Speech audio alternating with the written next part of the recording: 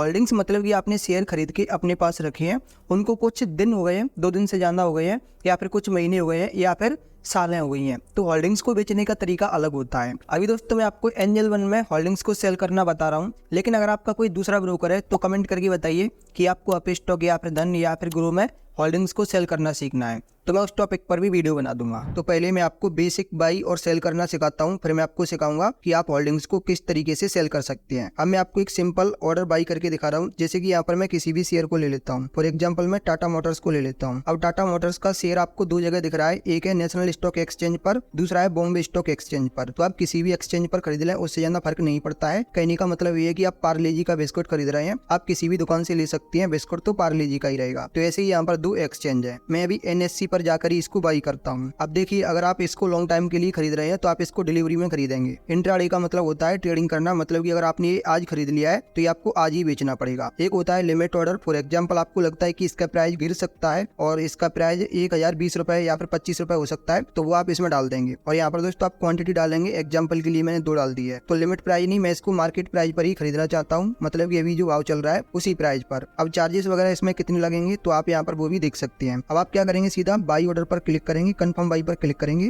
तो ये आपका ऑर्डर प्लेस हो गया है। अगर आपको प्रॉफिट या फिर लॉस हो रहा है तो वो आपको नीचे दिखाएगा। पोर्टफोलियो में मैं जाके देखता हूँ कि टाटा मोटर्स के भी मैंने 2 शेयर बाई कर लिए हैं। देखिए, मैं आपको डायरेक्ट होल्डिंग्स भी सेल करके दिखा सकता था, लेकिन अभी होल्डिंग्स मतलब कि जियो फाइनेंस हमारे पास कुछ महीने पुराना है। टाटा मोटर्स हमने अभी खरीदा है। अगर हम टाटा मोटर्स को बेचने के लिए जाएंगे तो उसके लिए अलग रूल अप्लाई होंगे, और जियो फाइनेंस को बेचने जाएंगे तो उसके लिए अलग रूल अप्लाई होंगे, क्योंकि जियो फाइनेंस हमारे पास पुराना शेयर है। तो अगर कोई भी शेयर आप 2 दिन तक अपने डीमेट अकाउंट में खरीद कर रखती है तो वह शेयर डिपोजिटरी के पास पहुंच जाता है। डिपोजिटरी मतलब कि एक बैंक अकाउंट है, जैसे कि फोन पे के थ्रू आप पेमेंट लेते हैं, लेकिन पैसा कहां पर जाता है, आपके बैंक अकाउंट में। फोन पे सिर्फ एक UPI है। ठीक वैसे ही ये जो एंजल वन है वो आपका ट्रेडिंग अकाउंट है, लेकिन आपका डीमेट अकाउंट डिपोजिटरी के पास होता है। तो 2 दिन बाद मतलब कि यहाँ पर प्रोसेस है कि शेयर आपका 2 दिन बाद ही डीमेट अकाउंट में पहुंचता है। तो जियो फाइनेंस का डीमेट अकाउंट में है, जबकि टाटा मोटर्स का भी ट्रेडिंग अकाउंट में है। अब देखिए, मैं टाटा मोटर्स को बेचने के लिए जाता हूँ, मैं सिंपल सेल पर क्लिक करता हूँ। यहाँ पर मैं 2 क्वांटिटी डाल दूंगा, क्योंकि अभी मेरे पास 2 ही शेयर है। मैं इसको मार्केट प्राइस पर ही बेचना चाहता हूँ। अगर मुझे ऐसा लगता है कि इसका प्राइस कुछ बढ़ सकता है तो मैं इसका लिमिट ऑर्डर भी लगा सकता हूँ, लेकिन मैं इसको अभी के प्राइस पर ही बेचना चाहता हूँ। तो सिंपल मैं सेल ऑर्डर पर क्लिक करूंगा। यहाँ पर ऑर्डर एग्जीक्यूट हो चुका है। अगर मैं अब पोर्टफोलियो में जाता हूँ, इसको थोड़ा सा मैं रिफ्रेश कर लेता हूँ, तो अभी टाटा मोटर्स का शेयर पोर्टफोलियो में ऐसे ही दिख रहा है, लेकिन यहाँ पर कोई भी क्वांटिटी नहीं है, ना ही यहाँ पर कुछ इसमें प्रॉफिट और लॉस चल रहा है। मतलब कि ये शेयर मैंने बेच दिया है, थोड़ी देर बाद यहाँ पर दिखना बंद हो जाएगा। अगर मैं ऑर्डर्स पे जाता हूँ तो आप देख सकते हैं टाटा मोटर्स का शेयर खरीदा था और उसको बेच भी दिया। अब बात आती है कि आप होल्डिंग्स को कैसे बेचेंगे, उसके लिए क्या रूल्स हैं। तो होल्डिंग्स को बेचने के लिए देखो, आप इस पर क्लिक करेंगे, या आप चाहे तो देखो यहाँ पर लिखा है वेरीफाइड टू सेल, मतलब कि ये अभी लॉक है,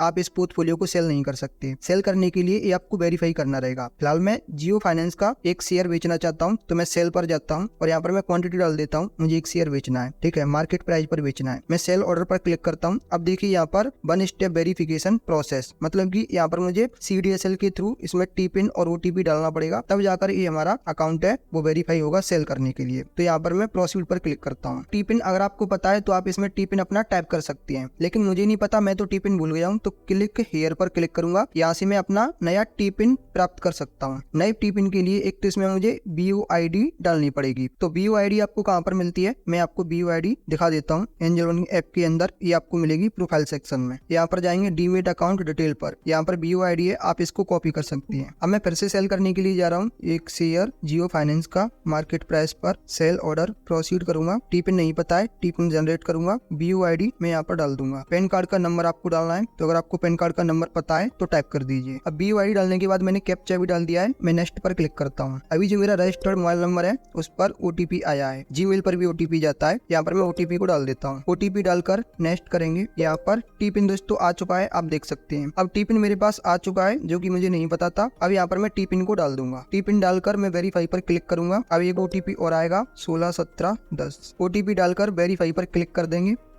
ऑथोराइजेशन सक्सेसफुली हो गया है। जियो फाइनेंस का एक शेयर मेरा सेल भी हो गया है। अगर मैं और भी शेयर बेचना चाहता हूँ जियो फाइनेंस के, तो उसके लिए अब मुझे बार बार टी-पिन नहीं डालना पड़ेगा। मैं यहाँ पर जाता हूँ और आपको एक शेयर और सेल करके दिखाता हूँ। अब देखिए यहाँ पर 2 शेयर भी मेरे बेच गए हैं, मतलब कि अब मैं जियो फाइनेंस के सारे शेयर बेच सकता हूँ, क्योंकि मैंने CDSL जो कि हमारा डिपोजिटरी है उससे वेरीफाई करवा लिया है। डिपोजिटरी मतलब कि DP। और दोस्तों यहाँ पर ऐसा नहीं है कि आपने जियो फाइनेंस का अभी वेरीफाई किया है तो आप जियो फाइनेंस का ही शेयर बेच पाएंगे। आप किसी भी शेयर को चाहें आप बेच सकती हैं। फॉर एग्जाम्पल मैं आपको बैंक ऑफ बड़ौदा का एक शेयर बेच के दिखाता हूँ। तो कहने का मतलब दोस्तों ये है कि आपको वेरीफाइड करवाना रहता है CDSL के थ्रू। इसके लिए आपको टी पिन बनाना रहता है। अगर आप टी पिन याद रख पाते हैं तो ठीक है, नहीं तो आप जनरेट कर सकती हैं, जैसे अभी मैंने आपको करके दिखाया था। और आप इस वीडियो के कमेंट में मुझे कोई ऐसा टॉपिक सजेस्ट करिए जिसके बारे में आप जानना चाहते हैं, मैं उस पर वीडियो बनाऊंगा।